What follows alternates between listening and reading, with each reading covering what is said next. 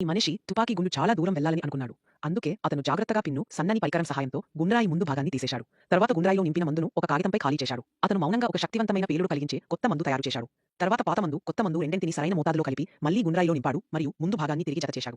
దీనికి తర్వాత అతను గుండ్రాయిని రుద్ది బాగా పదునుగా చేశాడు. పదునైన గుండ్రాయి గాలిలో అడ్డంకి తక్కువగా ఎదుర్కొంటుంది. అందువల్ల అది ఇంకా వేగంగా, ఇంకా దూరం వరకు వెళ్తుంది.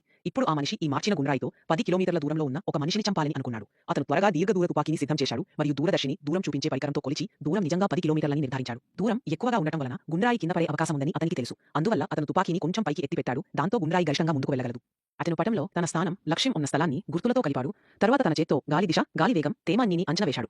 ఈ వివరాలన్నింటినీ కలిపి గుండ్రాయి ప్రయాణించే మార్గాన్ని పటంలో గీశాడు. తర్వాత దూరదర్శిని ద్వారా ఆ మార్గంలో ఏవైనా అడ్డంకులు ఉన్నాయో లేదో చూశాడు. అన్ని సవ్యంగా ఉన్నాయని నమ్మకం వచ్చినప్పుడు అతను గుండ్రాయిని తుపాకీలో పెట్టాడు. ఎందుకంటే దూరం చాలా ఎక్కువ. అతను తన దూరచూపు పరికరంపై స్క్రీన్ ఆ ప్రదేశాన్ని ప్రత్యక్షంగా చూస్తున్నాడు. అవసరం వచ్చినంతగా తుపాకీ కోణాన్ని కొంచెం సరిచేశాడు. మరి నిశ్శబ్దంగా ఎదురు చూశాడు. కొద్దిసేపటికే అతని లక్ష్యం అక్కడికి వచ్చింది. ఆ మనిషి మాట్లాడటం ప్రారంభించగానే, తనకి సరైన సమయం అనిపించగానే అతను గుండీని నొక్కాడు. గుండ్రాయి ఆకాశంలో వేగంగా ఎగిరింది. మరి ముందే లెక్క వేసిన దారిలోనే దూసుకెళ్లింది. ఇప్పుడు ఆ మనిషి పరికరంపై చూస్తూ ఉన్నాడు. గుండ్రాయి నేరుగా వెళ్లి ఆ వ్యక్తిని తాకింది. మరి అతను నేలపై పడిపోయాడు.